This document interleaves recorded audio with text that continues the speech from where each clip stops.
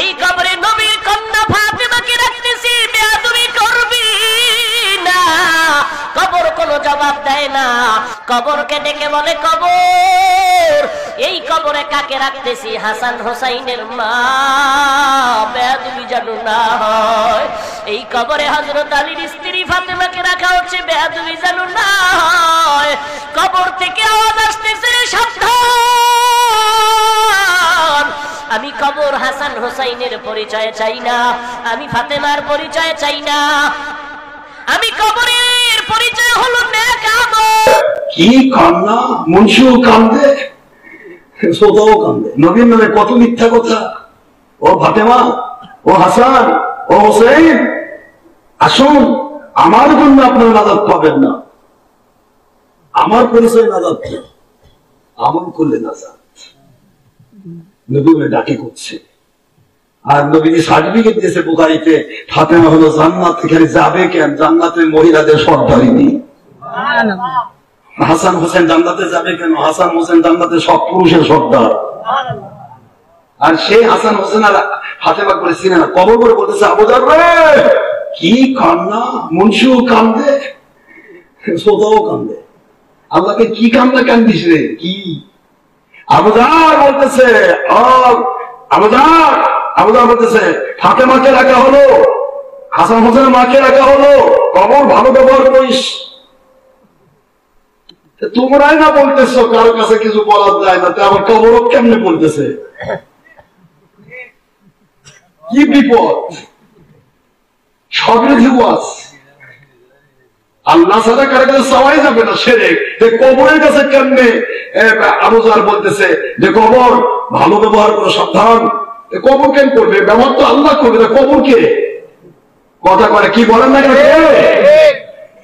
কবর কি বলে জিজ্ঞাসা করতেছে? কবর নাকি বলতেছে হাদিস গুলো আছে কিন্তু মনসুখ, হুকুম গুলা কি রহিত। পরে আমার নবী দিয়েছে, যে ব্যক্তি একবার ইমানের হালামাকে দেখলো, ওই অবস্থায় মারা গেল, তার জন্য জাহান্নামের আগুন হারাম হয়ে গেল। আর জাহান্নামের আগুন যার জন্য হারাম হলো, ওকে তো জাহান্নামের আগুনের মধ্যে ফেললেও চলবে না, কবর কি করবে? কোন হাদিস কোথায় এসে লাগায়, মানুষকে ধোকা দেয়।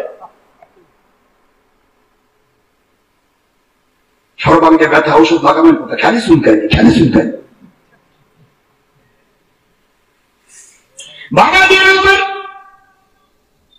হাসান হোসেনের মাকে নাকি কবর চিনি না, কবর বলতেছে নাকি হাসান হোসেনের মা চিনি না রে, বুঝার আমি কবর আলীকে চিনি না। কি কয়, কি আশ্চর্য! আপনাদের এলাকার এমপি যাই, তার ব্যাপারে সংসদ ভবনের পি আদা করছে, আমি তো ওই এমপি চিনি না। প্রধানমন্ত্রী বলছে এমপি কে চিনি না, তোর তো পি আদার দরকার একটা শর্ত, চাকরি শেষ। কবর বলে হাসান হোসেন মাকে চিনে না, জান্নাতের সর্দার চিনে না, জান্নাতের পুরুষদের সর্দার হাসান হোসেনকে চেনে না, জান্নাতের সার্টিফিকেট প্রাপ্ত আলিম তোমাকে চেনে না। কবরের ক্ষমতা আছে, এই কথাগুলি বলে মানুষের ঈমান নষ্ট করা হয়। দেখেন একচেটিয়া হাদিস বললে হিসাব করে বলবেন নাসেক মানসুখ আছে। বুখারীতে হাদিস আছে ঘোড়ার গোশত খাওয়া জায়েজ ছিল। এখন আপনি যদি ঘোড়া জবাই করেন, সাজাপুরের মানুষ কয়জন খাবেন? যে জব করবে তার আগে পিটুল হবে, তারপর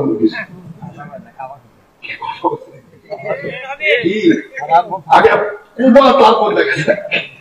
বেটা বুখারী হাদিস নিয়ে এসেছে, বুখারীতে যেই হাদিসটাতে আছে ঘোড়া খাওয়া যায়, ওই পরে আমার হাদিস আসছে ঘোড়া খাওয়া নবীজি হারাম করেছে। কোনটা মানবেন? আগের তো বুখারী।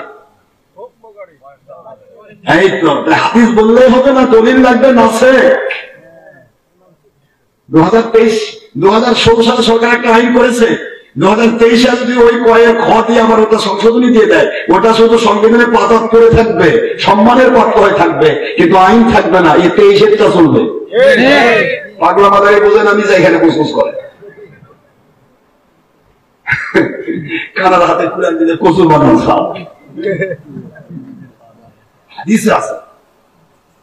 আরেক মঞ্চে ওয়াজ করতেছে, মুসা আসলাম অলঙ্গ হয় না, গোসল করতেছে, আর কাপড় নাকি পাথর নিয়ে যাচ্ছে। এত সুন্দর ওয়াজ, কিন্তু গোটা কোরআন হাফিজ ওয়াজ ভরা আছে, তুই কে সবত একলাই পড়ে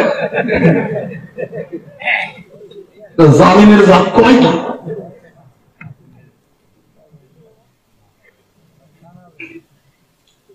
নবীগণ কি মনে করেছেন ফালতু জিনিসটা? নবী, নবী শব্দের অর্থ দুনিয়াবাসীরা জানতো না সেই সমস্ত এলমে কায়েমের খবর দেনওয়ালা। আল্লাহ নবীকে দেন, নবী দুনিয়াবাসীকে দেন। সুবহানাল্লাহ বলবেন না জোরে? নবীকে কি মনে করেছেন? আল্লাহ পাকের কাছ থেকে নবী পান আর নবী দুনিয়াবাসীকে দেন। নবী নিজের নয়, আল্লাহটা নিজে, এইটুকু মনে রাখবেন। মনে থাকবে তো? বাবা আমার, যেখানে আল্লাহর বন্ধু বলেন পরিশ্রম মানব সাওয়ামাতুনা, নবীগণ কখনো উলঙ্গ হতে পারে না। কারণ উলঙ্গ হওয়া কবিরা গুনাহ না? কথা বলছেন না কেন? কবিরা গুনাহ নবী করবে না। সমস্ত কবিরা, সগীরা, জাহেলি, বাতিনি, এমনকি মাকরুহাত থেকেও তারা পবিত্র। আকাইদ, এই আকাইদ যারা জানে না, এই ল্যাংড়া মুন্সি ওয়াজগুলো করে। এলাকা আমি বলি ল্যাংড়া মুন্সি, ব্যাখ্যান।